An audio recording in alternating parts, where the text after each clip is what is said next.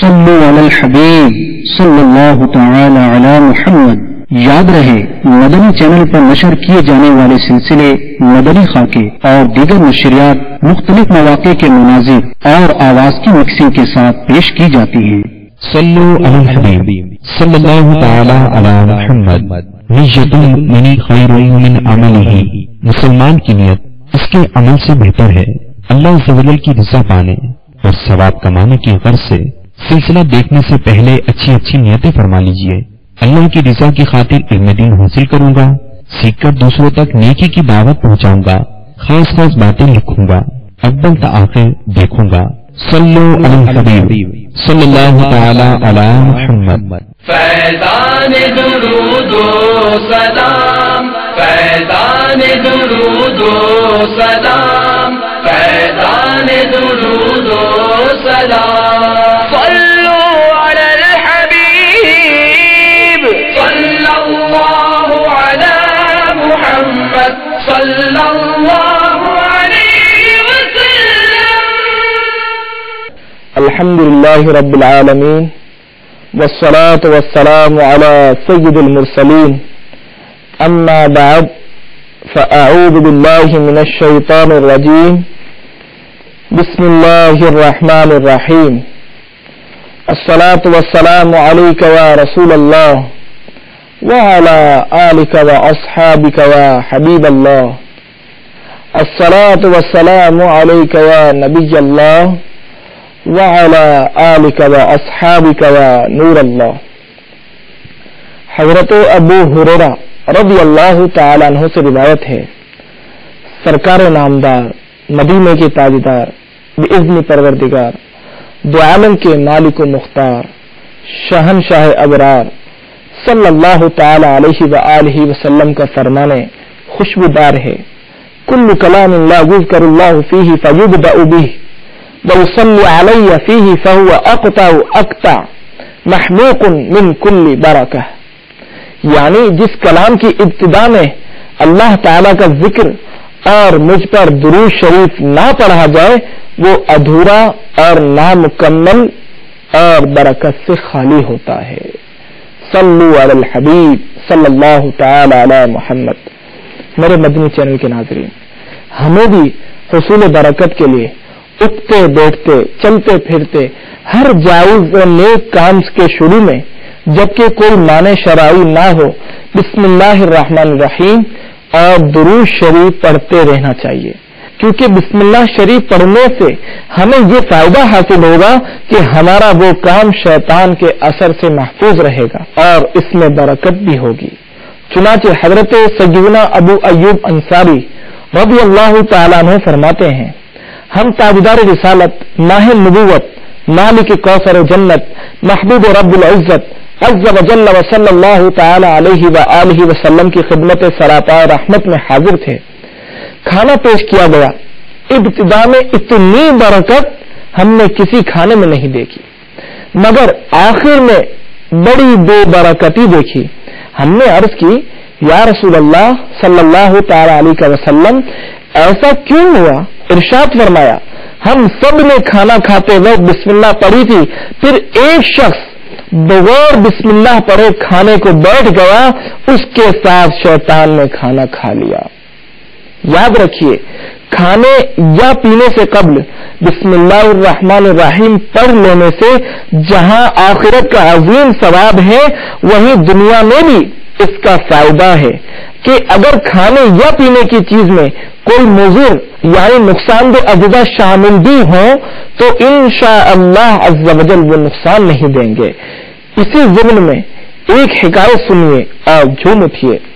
چنانچہ حضرت خالد بن ولید رضی اللہ تعالیٰ عنہ نے مقام حیرہ میں جب اپنے لشکر کے ساتھ پڑاؤ کیا تو لوگوں نے عرض کیا، یا سیدی ہمیں اندیشہ ہے کہیں یہ عجمی لوگ آپ کو زہر نہ دے دیں، لہذا محتاط رہیے گا۔ آپ رضی اللہ تعالیٰ عنہ نے فرمایا، لاؤ میں دیکھ لوں گا عجمیوں کا زہر کیسا ہوتا ہے۔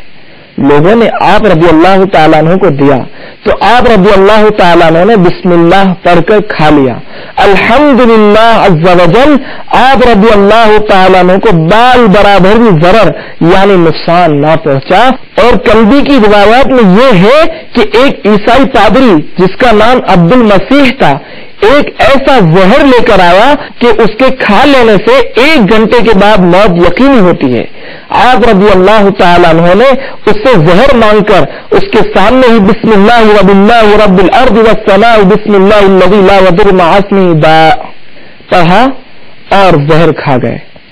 یہ منظر دیکھ کر عبد المسیح نے اپنی قوم سے کہا اے میری قوم انتہائی حیرتناک بات ہے کہ یہ اتنا خطرناک زہر کھا کر بھی زندہ ہے.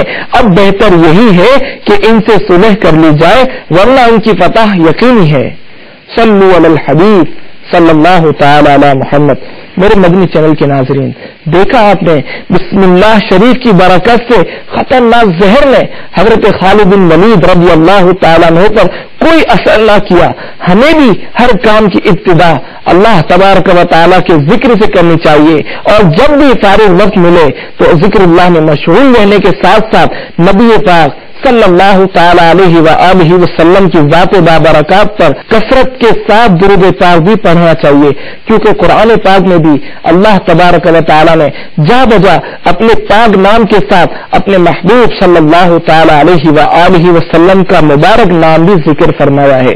جیسا کہ خود اپنی ذات پر ایمان لانے کے ساتھ اپنے حبیب پر ایمان لانے کا حکم ارشاد فرمایا تو کہیں اپنی اطاعت کے ساتھ اپنے رسول کی اطاعت کو بھی لازم فرمایا اور کہیں اپنی اور اپنے حبیب کی نافرمانی کرنے والے کو مستحق عذاب نار قرار دیا. اسی طرح متعدد مقامات پر اپنے نام کے ساتھ اپنے محبوب کے نام کو جدا نہیں فرمایا. تو ہمیں بھی چاہیے کہ ذکر اللہ عز و جل کے ساتھ ساتھ ذکر رسول صلی اللہ تعالی علیہ وآلہ وسلم سے بھی اپنی زبانیں تر رکھا کریں. انشاءاللہ عز و جل رحمتوں اور برکتوں کا ڈھیر خزانہ ہمارے ہاتھ آئے گا. صلو علی الحبیب صلی اللہ تعالی علی محمد. حضرت صدر الافاضل مولانا سید محمد نعیم الدین مراد آبادی ابی رحمت اللہ الہادی خزان عرفان میں آیا مبارکہ ورفعنا لک ذکرک ہم نے تمہارے لیے تمہارا ذکر بلند کر دیا کے تحت فرماتے ہیں حدیث شریف میں ہے سید عالم صلی اللہ تعالی علیہ وآلہ وسلم نے حضرت جبرائیل سے اس آیت کو دریافت فرمایا تو انہوں نے کہا اللہ تبارک و تعالی فرماتا ہے کہ آپ کے ذکر کی بلندی یہ ہے کہ جب میرا ذکر کیا جائے میرے ساتھ آپ کا بھی ذکر کیا جائے. حضرت ابن عباس رضی اللہ تعالی عنہما فرماتے ہیں کہ اس سے مراد یہ ہے کہ اذان میں تکبیر میں تشہد میں منبروں پر خطبوں میں اللہ کے ذکر کے ساتھ اس کے رسول کو بھی یاد رکھا جائے. اگر کوئی اللہ تبارک و تعالیٰ کی عبادت کرے ہر بات میں اس کی تصدیق کرے اور سید عالم صلی اللہ تعالی علیہ وآلہ وسلم کی رسالت کی گواہی نہ دے تو یہ سب بیکار ہے اور وہ شخص کافر ہی رہے گا. اسی طرح حضرت علامہ محمد مہدی فاسی علی رحمت اللہ الکافی مطالع المسرات شرح دلائل الخیرات میں علامہ فاقہانی قدس سرہ النورانی سے منقول ایک قول بیان فرماتے ہیں ہر مصنف مبلغ درس دینے والے خطیب شادی کرنے والے اور نکاح پڑھانے والے کے لیے اور تمام اہم امور سے پہلے مستحب یہ ہے کہ اللہ تبارک و تعالیٰ کی حمد و ثنا کے ساتھ ساتھ بارگاہ رسالت میں درود و سلام بھی پیش کرے. مزید فرماتے ہیں حبیب کبریا شب اسرا کے دولہ صلی اللہ تعالی علیہ وآلہ وسلم پر درود پاک بھیجنے میں اللہ تبارک و تعالیٰ کا بھی ذکر ہے اور رسول اکرم صلی اللہ تعالی علیہ وآلہ وسلم کا بھی ذکر ہے. جبکہ اللہ تبارک و تعالیٰ کا ذکر کرنے میں نبی پاک کا ذکر نہیں ہے. اگر کوئی ہمیشہ ذکر الہی کرتا رہے تو اس کی برکت سے گناہوں سے بچ جاتا ہے اور اسے ایسی نورانیت حاصل ہوتی ہے جو اس کے تمام برے اوصاف کو ختم کر دیتی ہے اور ذکر الہی کی ہیبت و جلالت کے سبب طبیعت میں جو گرمی پیدا ہو جاتی ہے حضور جان عالم صلی اللہ تعالی علیہ وآلہ وسلم پر درود پاک پڑھنے کی برکت سے طبیعت کی یہ حرارت دور ہو جاتی ہے اور نفس کو قوت حاصل ہوتی ہے. صلو علی الحبیب صلی اللہ تعالی علی محمد. ایک شاعر نے کیا خوب کہا ہے خدا کا ذکر کرے ذکر مصطفیٰ نہ کرے خدا کا ذکر کرے ذکر مصطفیٰ نہ کرے ہمارے منہ ایسی زبان خدا نہ کرے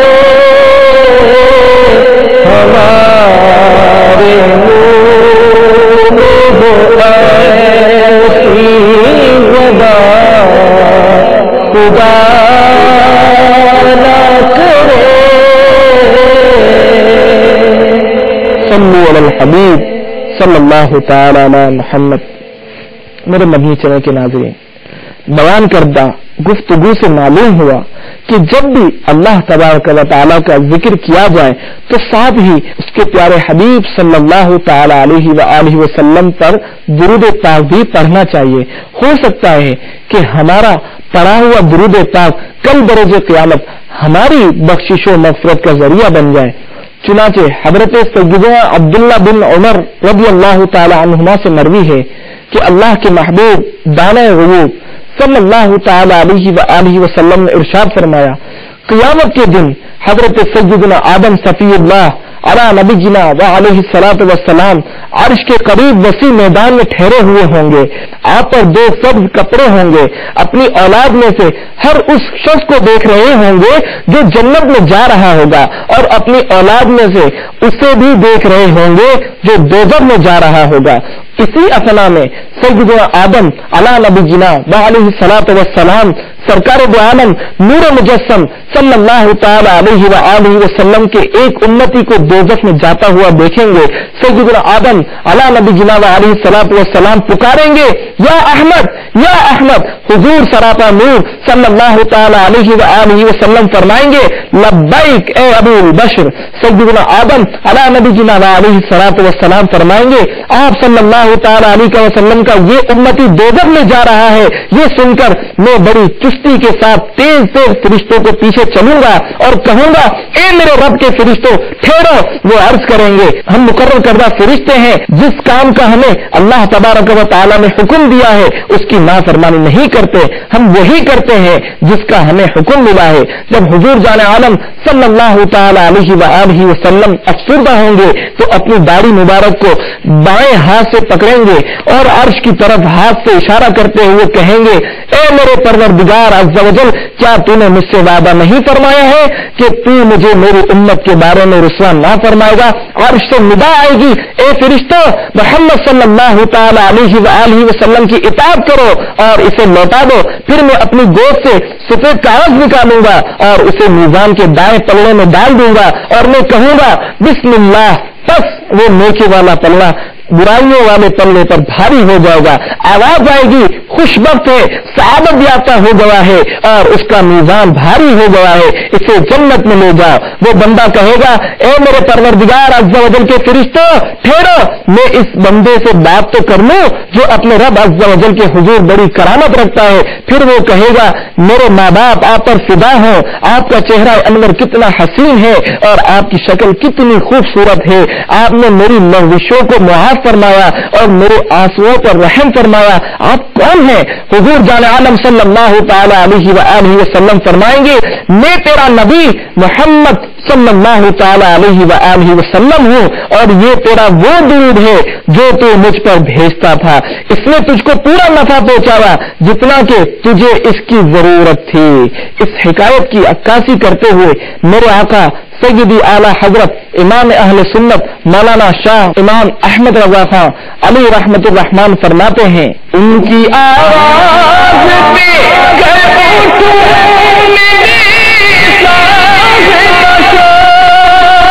اور طرف اب مجھے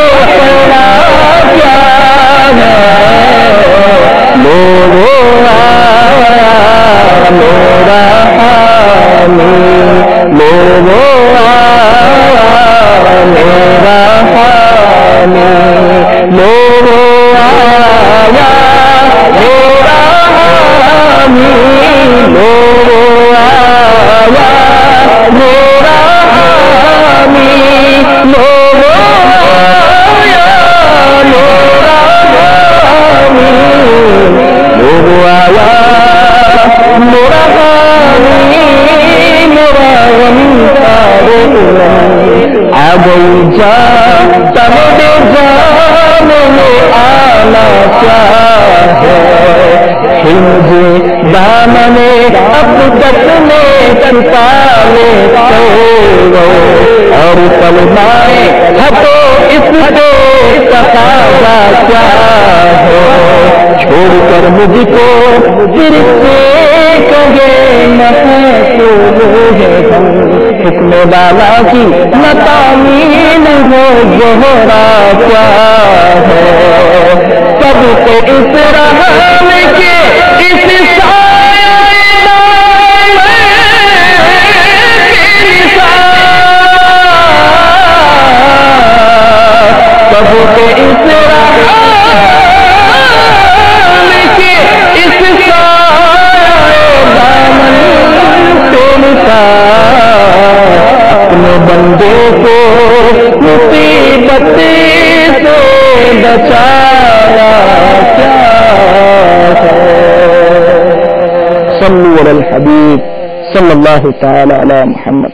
اے ہمارے پیارے پیارے اللہ عز و جل، ہمیں حضور جان عالم صلی اللہ تعالی علیہ وآلہ وسلم پر کثرت کے ساتھ درود پاک پڑھنے کی توفیق عطا فرما، اور روز قیامت ہمیں سرکار دو عالم صلی اللہ تعالی علیہ وآلہ وسلم کی شفاعت سے بہرامند فرما، آمین بجاہ النبی الامین صلی اللہ تعالی علیہ وآلہ وسلم۔